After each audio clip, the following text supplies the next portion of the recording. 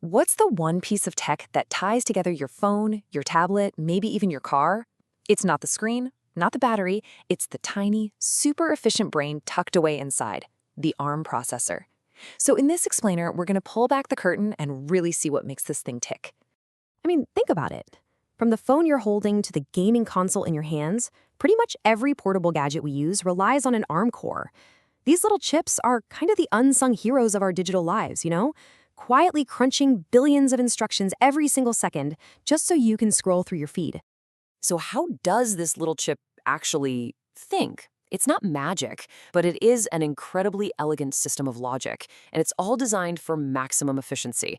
So let's start our little guided tour and see exactly how all this stuff works. All right, let's kick things off with the big picture, what I like to call the data highway. See, to really get how a processor works, you have to follow the flow of information.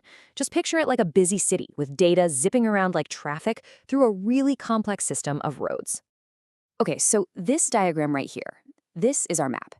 You can see data flowing in, getting routed to these specialized units to get processed, and then the results flow right back out. It's just this constant high-speed loop.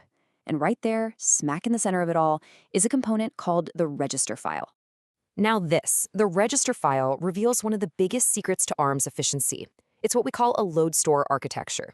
See, the processor can't work on data directly from your phone's main memory. That would be way too slow. Instead, it has to load the data into these ultra-fast registers first, do all the calculations right here, and then it stores the result back out.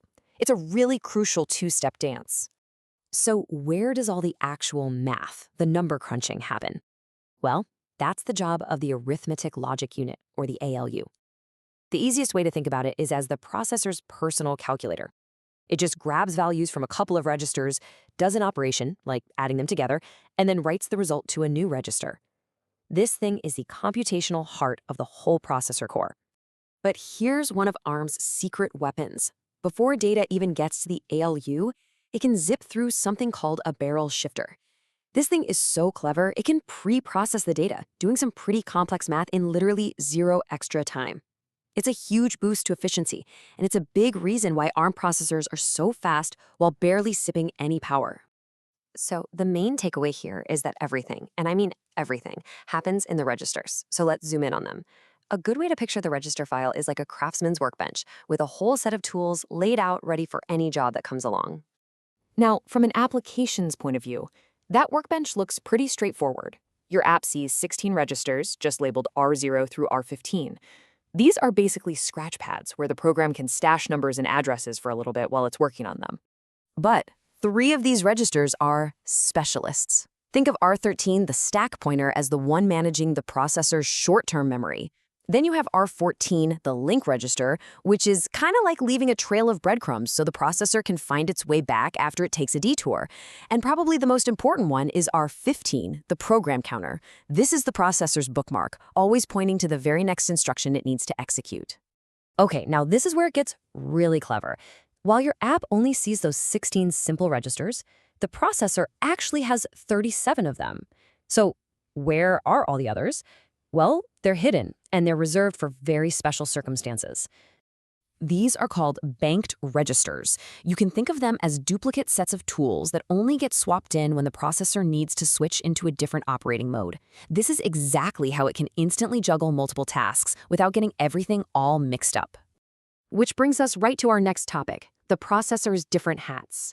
You see, it doesn't just do one thing. It actually operates in 7 distinct modes, and each one has a very specific job and its own level of authority. For example, you've got user mode, which is the standard, everyday mode for running your apps. But when the operating system needs to take control, it switches over to supervisor mode. Or if you tap the screen, it jumps into interrupt mode, so it can respond instantly. Each mode gives the processor a specific set of tools and permissions it needs for the job at hand. Now, these modes basically fall into 2 big categories. You have privileged modes, like supervisor, which have full control and can change anything about the processor state. But then you have the non-privileged user mode, which is sandboxed. Apps running here have really limited access, and that's a good thing. It's what prevents a buggy app from crashing your entire phone. So how in the world does the processor know which mode it's in at any given moment? Well, it all comes down to this one master control panel. the Current Program Status Register, or CPSR. This single 32-bit register is basically the processor's nerve center. A few of its bits tell it the result of the last calculation it did. Other bits act like on-off switches for any incoming interrupts. And then there's this crucial 5-bit code that tells it exactly which of its 7 hats it's currently wearing. All right, now we can finally put all these pieces together. What happens when the processor is just happily running your app and then something totally unexpected happens? Well, it has a built-in emergency plan. Just think about it for a second. You're watching a video and you tap the screen to pause it. The processor is super busy decoding video frames, but it needs to stop what it's doing right now and respond to your touch. So how does it do that? Well, that tap generates what's called an interrupt. The processor immediately hits pause on the video. First, it saves a perfect snapshot of everything it was just doing by copying its status into a backup register. Next, it swaps in that special interrupt set of tools we talked about. And finally, it flips the switch to officially enter interrupt mode. Only now is it actually ready to handle your request. And this whole interrupt system is just fundamental to modern computing. It's the magic that allows a single processor core to efficiently multitask, to respond to dozens of different events from both hardware and software, all without losing track of what it was originally doing. And how does it know what to do? It checks the vector table. You can think of this as an emergency contact list that's stored at a specific address in memory. The processor looks at the type of interrupt, finds the right address in the table, and then jumps straight to the exact code routine designed to handle that specific event. It's incredibly efficient. And that right there is the genius of the RM design. On the surface, it gives all our apps a really simple, clean workbench to play with.